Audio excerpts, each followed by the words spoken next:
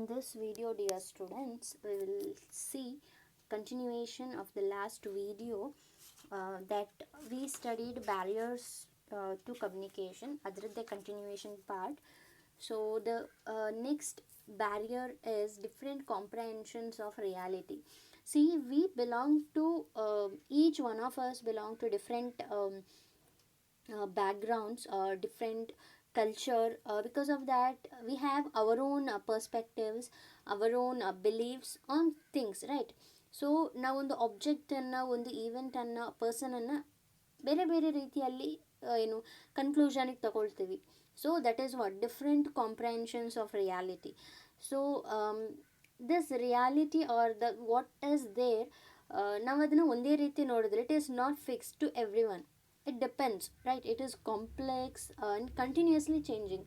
ಇವತ್ತು ನನಗೆ ಒಂದು ವಿಚಾರದ ಬಗ್ಗೆ ಒಂದು ರೀತಿಯ ಒಪಿನಿಯನ್ ಇದ್ದರೆ ನಾಳೆ ಇನ್ನೊಂದು ರೀತಿಯ ಒಪಿನಿಯನ್ ಇರ್ಬೋದು. ಇನ್ನೊಂದು ನಾನು ಈಗ ಫಾರ್ ಎಕ್ಸಾಂಪಲ್ ಆನ್ಲೈನ್ ಕ್ಲಾಸಸನ್ನು ಅಂತ ತಗೊಂಡಾಗ ಒಬ್ಬರು ಒಂದೊಂದು ರೀತಿಯ ಪರ್ಸ್ಪೆಕ್ಟಿವನ್ನು ಹೊಂದಿರ್ತಾರೆ, right? So before it started we use to feel like ತುಂಬ ಕಷ್ಟ ಆಗುತ್ತೆ ಅಥವಾ ನಮಗದು ಸ್ಯಾಟಿಸ್ಫ್ಯಾಕ್ಷನ್ ಕೊಡೋದಿಲ್ಲ, ಆಲ್ ದೋಸ್ ಥಿಂಗ್ಸ್. ಈಗಲೂ ಕೂಡ ನಮಗೆ ಪೂರ್ತಿಯಾಗಿ ಆನ್ಲೈನ್ ಕ್ಲಾಸಸ್ಗೆ ಅಡ್ಜಸ್ಟ್ ಆಗೋಕ್ಕಾಗಲಿಲ್ಲ, but still some comparatively we are okay with it ನಾವು. So this is what it changes continuously. So each and every human being has their own perception or unique mental filters. ಅಂದರೆ ಈಗ ನಾವು ಒಂದು ಆಬ್ಜೆಕ್ಟಿವನ್ನು ಫಿಲಮನ್ನು ನೋಡ್ತೀರಾ ಅಂತ ಅಂದ್ಕೊಳ್ಳಿ. ನೀವು ಆ ಫಿಲಮಲ್ಲಿ ನೋಡಿದ್ದನ್ನು ನಿಮ್ಮದೇ ಒಂದು ಥಾಟ್ ಪ್ರಾಸೆಸ್ಸಲ್ಲಿ ಫಿಲ್ಟರ್ ಮಾಡಿ ಏನು ನೆನಪಲ್ಲಿ ಇಟ್ಕೊಳ್ಬೇಕು ಅದನ್ನು ನೆನಪಲ್ಲಿ ಇಟ್ಕೊಳ್ತೀರಾ.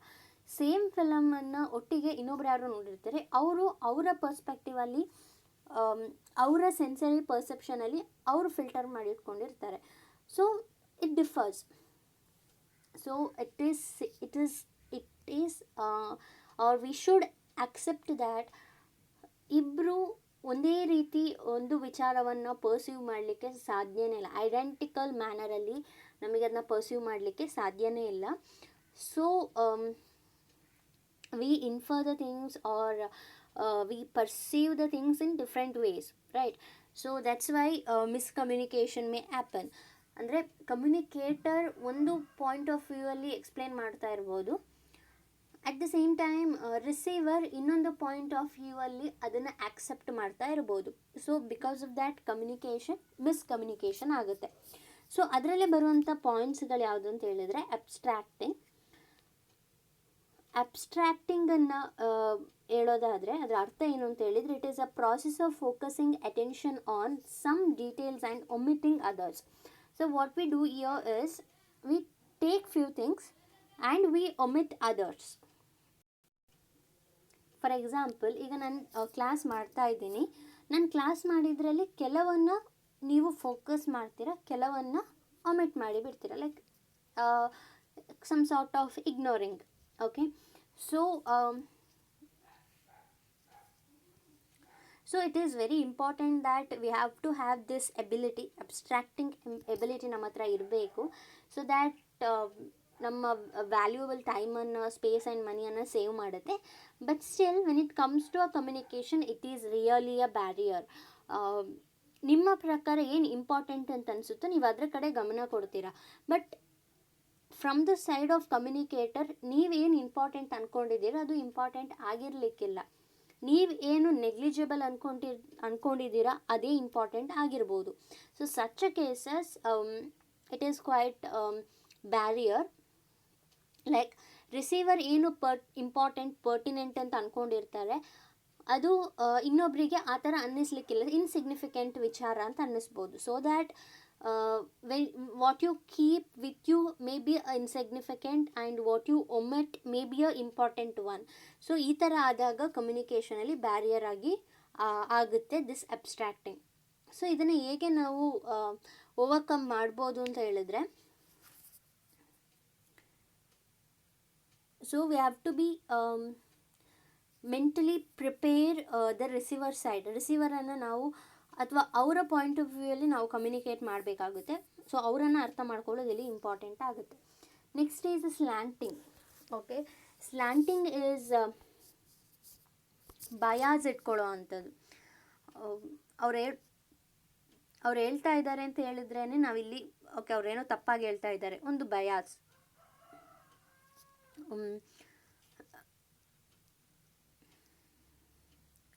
So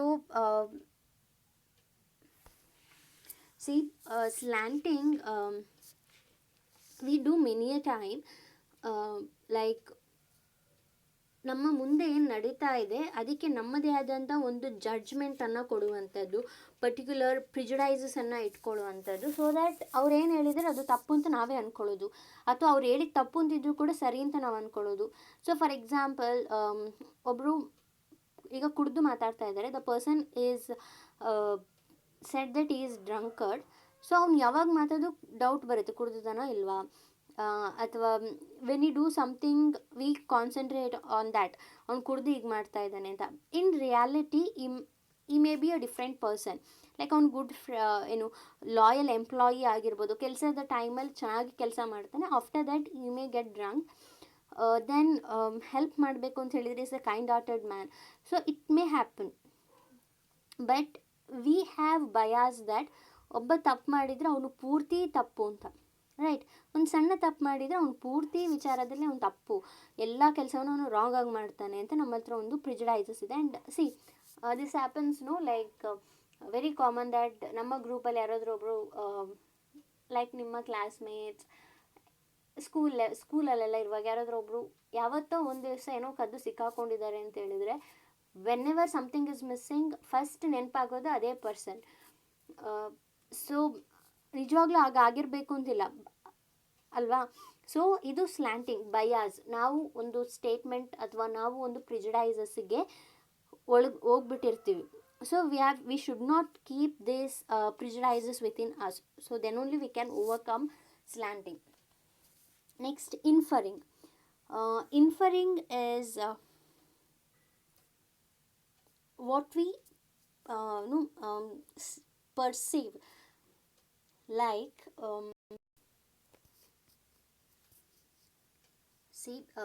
we can give or we can see, feel, taste or smell. Because of that, it is a fact. We can confirm something because of that.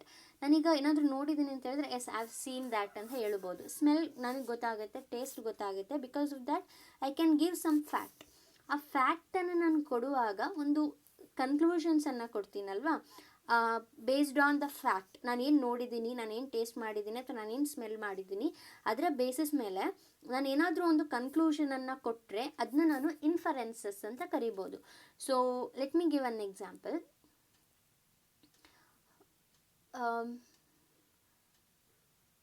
ನಾನು on a road when I am going, ಇಬ್ಬರು person ಕೈ like situation ಹೇಗಿದೆ ಅಂತ ಹೇಳಿದ್ರೆ ನಾನು ನೋಡುವಾಗ ಅದು ಹೊಡೆದಾಡ್ತಿರೋ ಥರ ಅನ್ನಿಸ್ತಾ ಇದೆ. ಸೊ ನೋಡಿದ ತಕ್ಷಣ ನಾನು ಅನ್ಕೋತೀನಿ ನಾನು ಇನ್ಫರೆನ್ಸ್ ಮಾಡ್ತಾ ಇದ್ದೀನಿ ದ್ಯಾಟ್ ಅವರು ಜಗಳ ಆಡ್ತಾ ಇದ್ದಾರೆ ಅಂತ. ಬಟ್ ಅದು ನಿಜವಾಗಿ ಆಗಿರಬೇಕು ಅಂತೇನು ಇಲ್ಲ. ಸೊ ನಾವು ಇದನ್ನೇ ನಾವೇನು ನೋಡಿದ್ದೀವಿ ಅಥವಾ ನಾವೇನು ಸ್ಮೆಲ್ ಮಾಡಿದ್ವಿ, ಒಂದು ಸ್ಮೆಲ್ ಬರ್ತಾ ಇದೆ, ಏನೋ ಒಂದು ಚೆನ್ನಾಗಿರೋ ಸ್ಮೆಲ್ ಬರ್ತಾ ಇದೆ, we come to the conclusion that some flower smell ಏನೋ ಒಂದು ಅಂತ ಅನ್ಕೋ, ಅಥವಾ ತಿಂಡಿ ಸ್ಮೆಲ್, ಈ ಥರ ನಾವು ಕನ್ಕ್ಲೂಷನ್ಗೆ ಬರುವಂಥದ್ದು. ಸೊ ಔಟ್ ಆಫ್ ಫ್ಯಾಕ್ಟನ್ನು ಬೇಸಾಗಿ ಇಟ್ಕೊಂಡು ನಾವು ಕನ್ಕ್ಲೂಷನ್ಸಿಗೆ ಬರುವಂಥದ್ದನ್ನು ಅಥವಾ ಅದಕ್ಕೆ ರಿಲೇಟೆಡ್ ಆಗಿ ಸ್ಟೇಟ್ಮೆಂಟ್ಸನ್ನು ನಾವೇನು ಕೊಡ್ತೀವಿ ಅದನ್ನ ನಾವು ಇನ್ಫರೆನ್ಸಸ್ ಅಂತ ಹೇಳ್ತೀವಿ. So for example,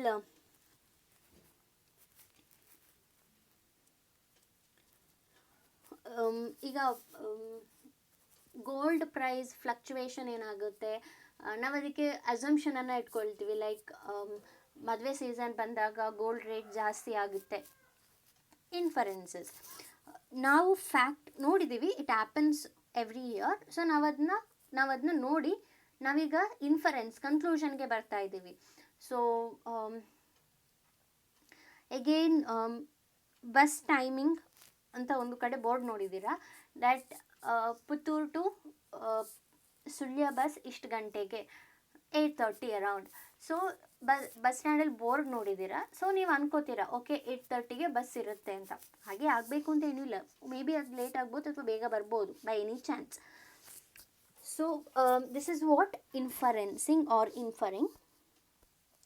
It is well and good if we do a proper or correct inferences, but ಯಾವಾಗ ನಾವು ರಾಂಗ್ ಆಗಿ ಇನ್ಫರೆನ್ಸಸನ್ನು ಮಾಡಿದ್ವಿ ಅಂತ ಹೇಳಿದ್ರೆ ಬೈ ದ ಟೈಮ್ ಕಮ್ಯುನಿಕೇಷನ್ಗೆ ಪ್ರಾಬ್ಲಮ್ ಆಗುತ್ತೆ, ಅದು ಮಿಸ್ಲೀಡ್ ಮಾಡುತ್ತೆ. ಸೊ ಇನ್ಫರೆನ್ಸಸ್ ಕರೆಕ್ಟಾಗಿದ್ದಾಗ well and good, if not it is a problem for communication. Okay, next barrier is socio-psychological barriers, and this includes cultural barriers also. First one is attitudes and opinion.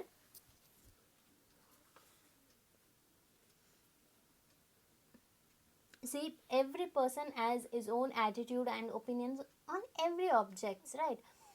So ನನ್ನ attitude ಏನು ಮತ್ತು ನನ್ನ opinion ಏನು ಅದರ ಮೇಲೆ depend ಆಗುತ್ತೆ ನಾನು ಅದನ್ನ ಹೇಗೆ ತಗೊಳ್ತೀನಿ ಅಂತ. We react to something favourably only we feel favourable attitude towards it, right?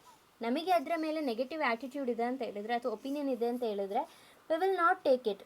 ನಮಗದು ಇಷ್ಟ ಆಗೋದಿಲ್ಲ, ಡಿಸ್ಸ್ಯಾಟಿಸ್ಫೈ ಆಗ್ಬೋದು. So when company gives something to us like any benefits, ನಾವು ಆ ಬೆನಿಫಿಟ್ಸ್ ಕಡೆಗೆ ನಮ್ಮ ಆ್ಯಟಿಟ್ಯೂಡ್ ಮೇಲೆ ಅದು ನಮಗೆ ಬೇಕಾ ಬೇಡವಾ ಅಂತ ನಾವು ಡಿಸೈಡ್ ಮಾಡ್ತೀವಿ. ನಮ್ಮ ಆ್ಯಟಿಟ್ಯೂಡ್ ಅದರ ಮೇಲೆ ಚೆನ್ನಾಗಿಲ್ಲ ಅಂತ ಹೇಳಿದ್ರೆ ನಮಗದು ಬೇಡ ಅಲ್ವಾ? So that is what. Next is emotion. Depends on emotion ನಮ್ಮ ಕಮ್ಯುನಿಕೇಷನ್ ಇರುತ್ತೆ. ನೀವು ಸಿಟ್ಟಲ್ಲಿದ್ದೀರ, ಮಾತಾಡುವಾಗ ಇನ್ನೊಬ್ಬರಿಗೆ ಹರ್ಟ್ ಆಗೋ ಹಾಗೆ ಮಾತಾಡ್ಬೋದು. ಬೇಜಾರದಲ್ಲಿದ್ದೀರಾ, you don't want to communicate at all. So by the time if anything needed, like in a company when you are sad and you want to give a report anna, it's not in writing, report anna explain ಮಾಡಬೇಕು. So by the time you are not enthusiastic enough to explain it properly. Emotion. So emotion is again a barrier. So ಈ ಎಲ್ಲ ಎಮೋಷನ್ಸಿಂದ ಹೊರಗಡೆ ಬಂದಾಗ ಮಾತ್ರ ನಮಗೆ ಕರೆಕ್ಟಾಗಿ communicate ಮಾಡಲಿಕ್ಕೆ ಆಗೋ ಅಂಥದ್ದು. So we can neither transmit nor receive anything correctly if our emotions are not in proper way. Like ಸರಿಯಾದಂಥ ಎಮೋಷನಲ್ಲಿ ನಾವು ಇಲ್ಲ ಅಂತ ಹೇಳಿದ್ರೆ either I can I can receive something nor I can neither I can transmit something. So communicate ಮಾಡಲಿಕ್ಕೂ ಸಾಧ್ಯ ಇಲ್ಲ, communicate ಆಗ್ತಾ ಇರೋದನ್ನು ರಿಸೀವ್ ಮಾಡಲಿಕ್ಕೂ ನನ್ನಿಂದ ಸಾಧ್ಯ ಆಗೋದಿಲ್ಲ. If I am something like emotions ಅಂತ ಅಲ್ಲಿದ್ದರೆ ಅದು ಓವರ್ ಎಕ್ಸೈಟ್ಮೆಂಟ್ ಕೂಡ ಆಗ್ಬೋದು. ತುಂಬ ಓವರ್ ಎಕ್ಸೈಟ್ಮೆಂಟ್ ಇದ್ದೀರಾ, ನೀವು ಹೇಳೋದು ಇನ್ನೊಬ್ರಿಗೆ ಅರ್ಥನೇ ಆಗೋದಿಲ್ಲ, ಬಿಕಾಸ್ ಯು ಆರ್ ತುಂಬ ಸ್ಪೀಡಲ್ಲಿ ಹೇಳ್ತಾ ಇದ್ದೀರಾ, ವರ್ಡ್ಸ್ಗಳು ಕರೆಕ್ಟಾಗಿ ಚೂಸ್ ಮಾಡೋದಿಲ್ಲ. ಇದು ಸಿಟ್ಟಲ್ಲಿದ್ದಾಗಲೂ ಆಗುತ್ತೆ. ಸ್ಯಾಡಲ್ಲಿದ್ದಾಗ it is different thing, right? So emotions become a barrier for communication. Next, cultural diversity. People come from different places, so words and gestures may interrupt different meanings in different places. So for example, we bring our hands together when we say namaste, right? But in foreign countries it is different thing. And when it comes to China or Japan, it is again different thing. They bow to the people, they wish them. So culture diversity. So ನಾವೀಗ ಅವರು ಬಗ್ಗಿ ನಮಸ್ತೆ ಮಾಡ್ತಾ ಇದ್ದಾರೆ ಅಂತ ಹೇಳಿದರೆ ನಾವು shock ಆಗಬಾರ್ದು, ಬಿಕಾಸ್ ಅವ್ರೇನು ಮಾತಾಡೋದಿಲ್ಲ, ನಮಸ್ತೆ ಅನ್ನೋ ವರ್ಡ್ ಹೇಳೋದಿಲ್ಲ, but they are wishing us. We have to understand, right? So that is what cultural diversity. Different culture and ವರ್ಡ್ಸ್ಗಳಿಗೂ ಕೂಡ ಬೇರೆ ಬೇರೆ ಮೀನಿಂಗ್ಸ್ಗಳಿರುತ್ತೆ.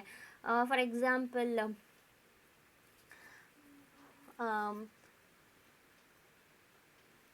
the word like pair, okay, ಒಂದು ಈಗ ಮಲಯಾಳದಲ್ಲಿ ನೇಮ್ ಅಂತಿದ್ರೆ ನಾವು ತುಳುವಲ್ಲಿ ಮಿಲ್ಕ್ ಅಂತ ಕನ್ಸಿಡರ್ ಮಾಡ್ತೀವಿ, right? So same word as different meanings in different places and different languages. So that is what cultural diversity. And the next barrier is closed mind.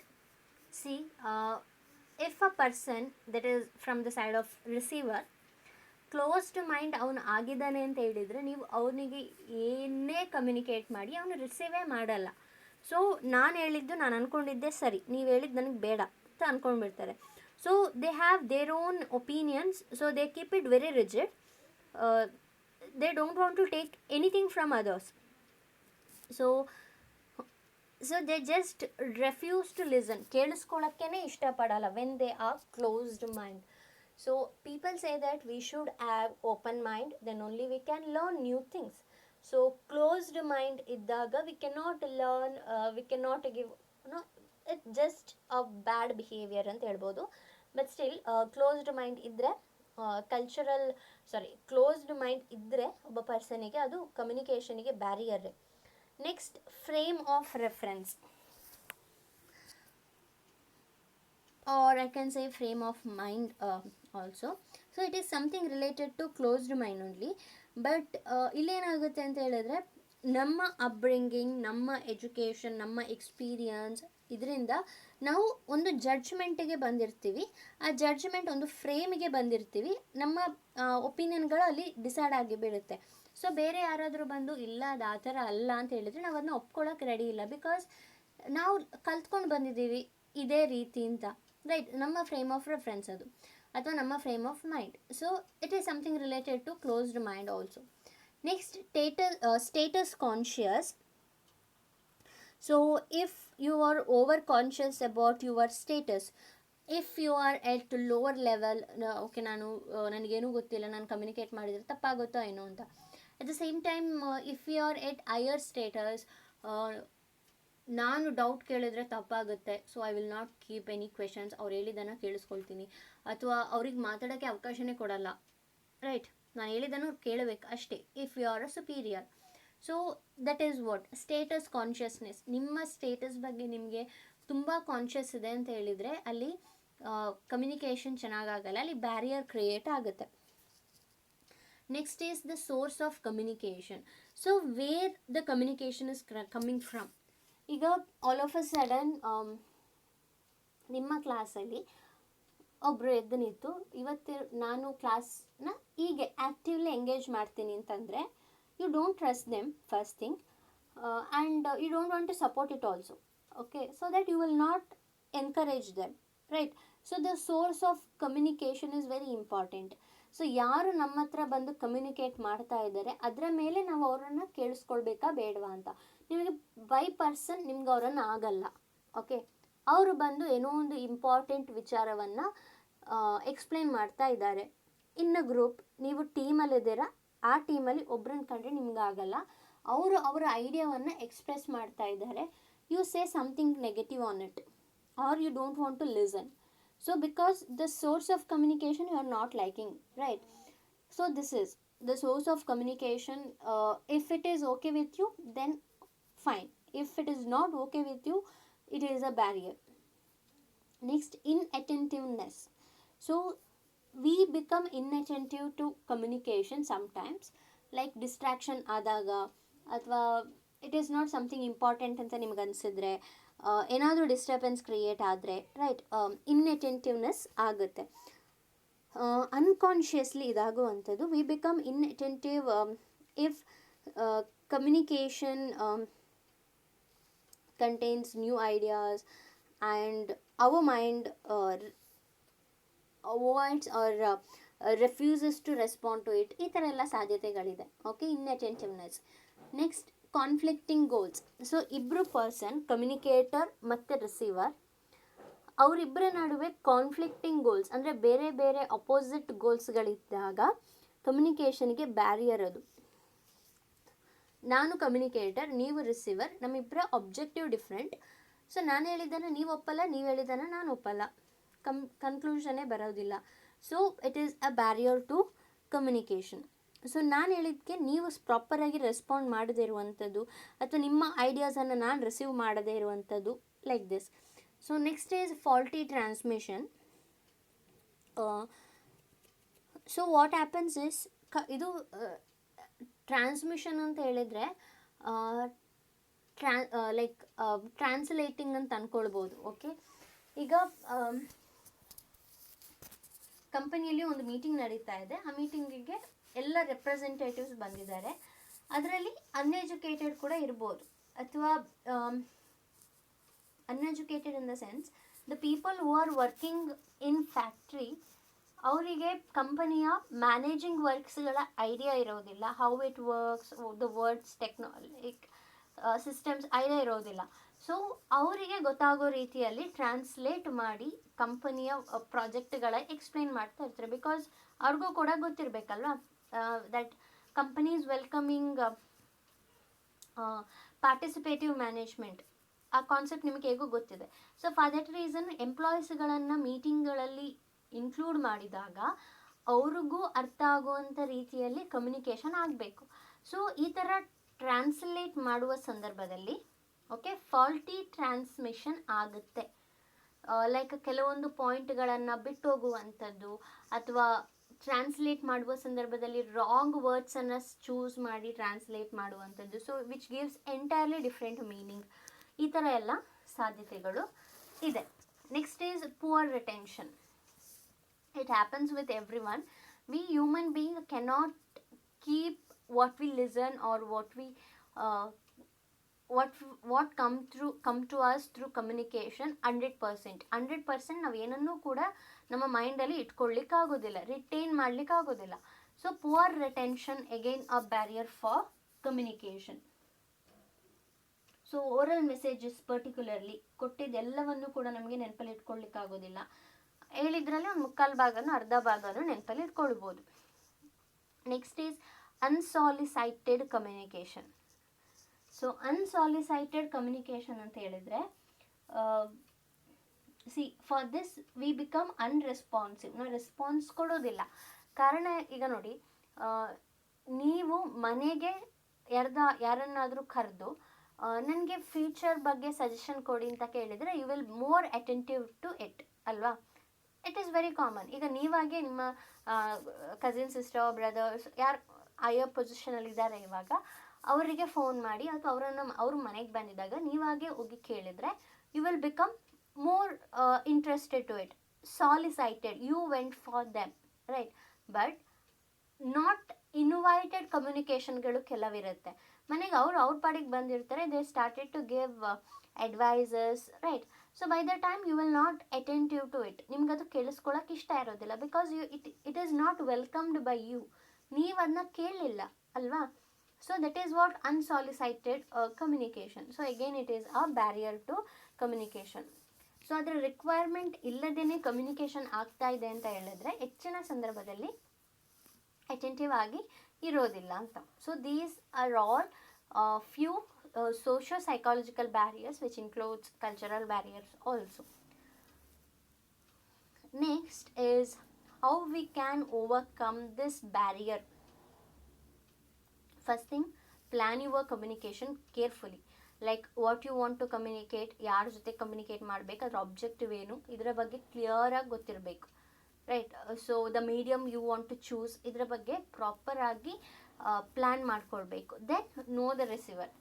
ನಿಮ್ಮ receiver ನಿಮಗೆ ಗೊತ್ತಿದ್ದಾಗ ಮಾತ್ರ ನಿಮಗೆ ಕರೆಕ್ಟಾಗಿ ಏನು ಕಮ್ಯುನಿಕೇಟ್ ಮಾಡಬೇಕು ಅಂತ ಅಥವಾ ಯಾವ ರೀತಿ ಕಮ್ಯುನಿಕೇಟ್ ಮಾಡ್ಬೋದು ಅಂತ ಐಡೆಂಟಿಫೈ ಮಾಡ್ಬೋದು.